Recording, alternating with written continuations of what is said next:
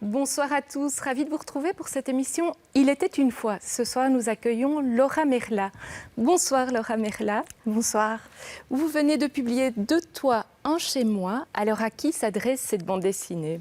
Alors cette bande dessinée, elle s'adresse aux jeunes, aux adolescents, elle s'adresse à leurs parents, à leur famille, et puis elle s'adresse aussi aux enseignants du secondaire qui travaillent les questions familiales dans leurs cours, et puis à l'ensemble des professionnels en fait, qui travaillent avec des jeunes et qui les accompagnent, que ce soit dans le domaine de la famille, de l'aide ou de la protection de la jeunesse. Elle est née à la suite d'une étude universitaire internationale. Vous pouvez peut-être nous la présenter en quelques mots ? C'est une recherche en sociologie qui s'est intéressée à la garde alternée égalitaire, qui est le mode de garde qui est mis en place quand des parents se séparent et décident de se partager à peu près de manière égale la garde de leurs enfants.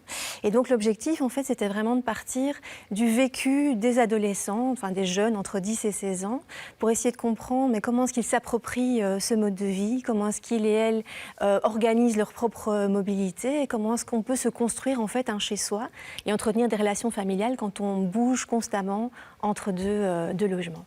Oui, donc vraiment le fil conducteur de cette recherche, c'est comment se construire, vous venez de le dire, un chez-soi alors qu'on est entre deux habitations.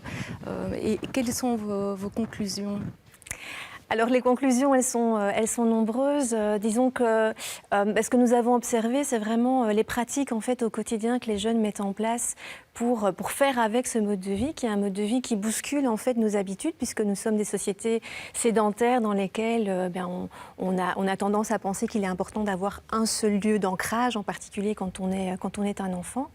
Et donc on s'est rendu compte que les jeunes, au travers de différentes pratiques, parviennent à se créer de la stabilité dans le mouvement.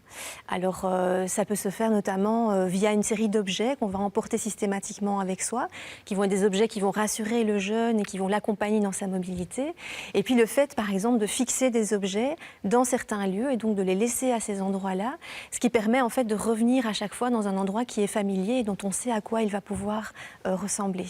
Avez-vous l'impression que les jeunes vont développer des compétences particulières ? Alors c'est un mode de vie dans lequel on est finalement socialisé à faire avec la mobilité, avec l'apprivoiser et à continuer à entretenir des relations familiales et sociales alors qu'on bouge régulièrement. Et donc ça, c'est en fait assez caractéristique de nos sociétés dans lesquelles, alors certes, on est sédentaire, mais on nous demande aussi d'être de plus en plus mobile dans nos vies affectives, dans nos vies professionnelles, dans nos parcours résidentiels.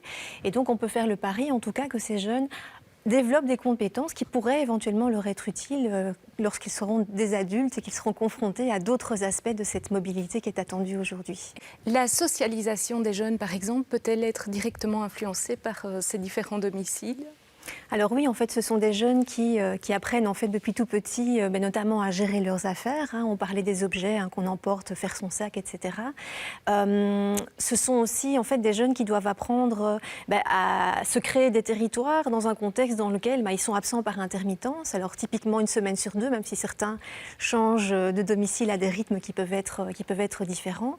Et donc non seulement se créer des territoires, mais aussi arriver à conserver ces territoires dans un contexte où ils sont absents par intermittence. Et donc apprendre aussi à renégocier sa place, à retrouver sa place à chaque fois qu'on retrouve le domicile qu'on a pu quitter. Et donc ça appelle aussi le développement de compétences pour apprendre à justement se faire ces territoires et puis aussi apprendre à pouvoir gérer aussi les relations familiales dans ce contexte qui est bien spécifique.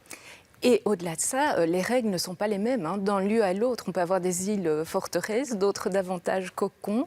Comment les enfants gèrent-ils cela ?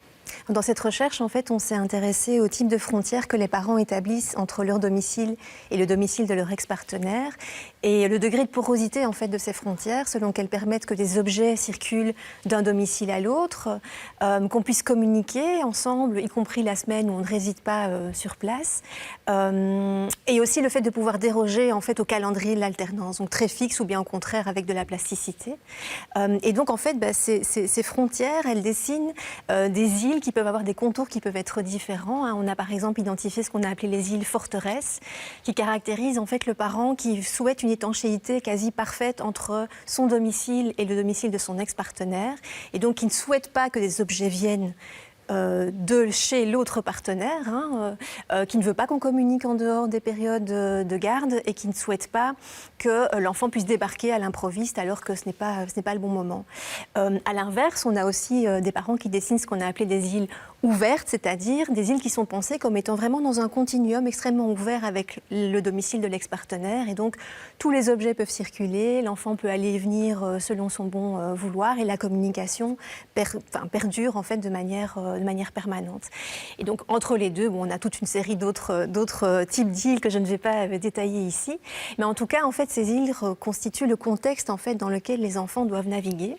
Et ce qui est intéressant, en fait, c'est de voir de quelle manière est-ce que les enfants s'adaptent à ces contextes et puis jouent aussi avec les règles et les contours et trouvent des stratagèmes pour finalement dessiner un archipel qui leur ressemble. Alors, en termes de communication, il y a quand même un gros changement ces dernières années avec les technologies qui ne cessent d'évoluer et qui changent aussi le rapport à l'autre parent pendant ces périodes d'hébergement particulières.